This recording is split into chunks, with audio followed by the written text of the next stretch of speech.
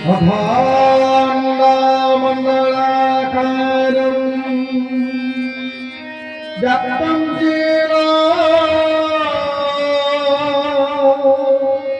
चराचरम्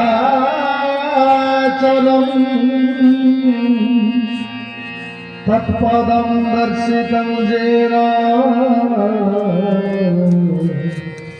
तस्मै श्री गुरवे नमः।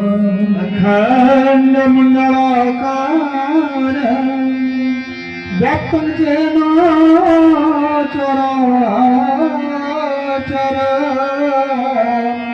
तत्पदं दर्शितं येन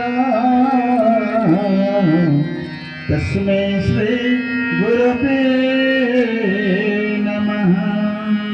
अज्ञानतिमिरन्धस्य